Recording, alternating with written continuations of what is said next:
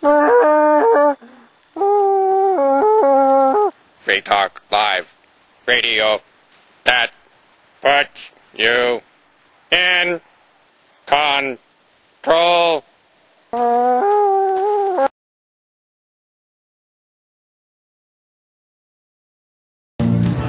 Hey, Ridley here, signing in for a Ridley Report this October 26, 2008, and I'm standing here with Tony Stellick of Grafton, New Hampshire, who has twice at least immigrated for more freedom.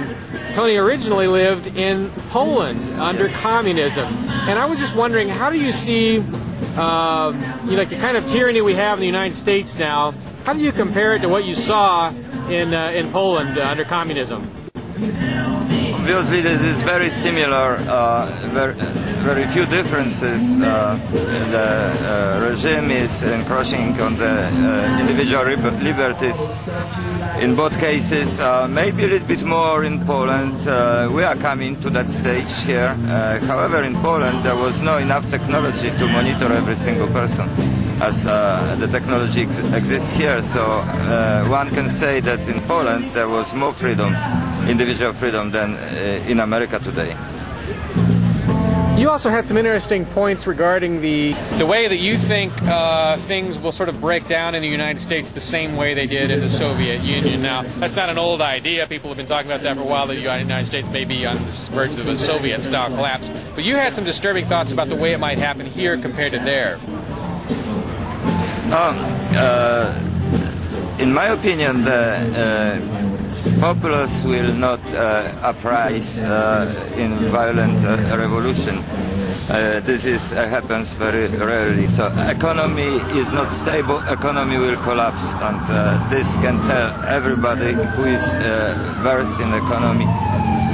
There is the Institute for Economic Education in Irvington, New York, and they predicted the collapse of Soviet economy. They predicted the collapse of the Soviet economy, and they say about collapsing sooner or later economy in America as well as in other countries. The point is that the controlled economy is not stable and is not going to survive with the obstruction on the way. The point is that in Soviet Union, Poland, other former satellites of Soviet Union, people for generations were thriving in the black market economy. They were thriving in the black economy, and yes, which helped the existing economy. Actually, without the black economy, everything would collapse much sooner, and smoothly took over when the system collapsed.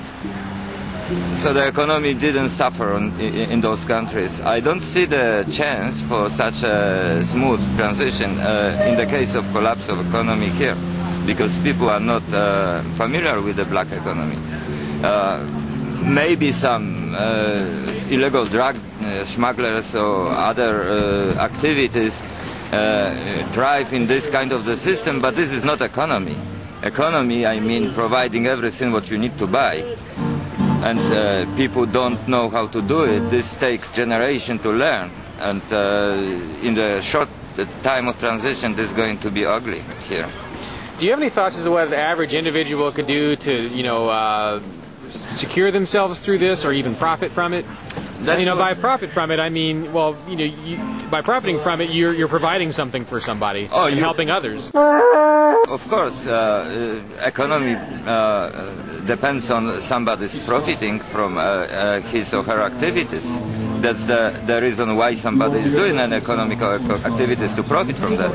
The point is that the people don't really know how to do something on their own. There are some people in Free State Project movement who try to withdraw from the investment in the government, but general population is not withdrawing from the investment.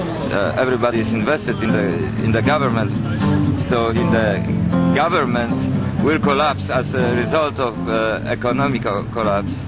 The people will lose all their financial, emotional, whatever you take, investment.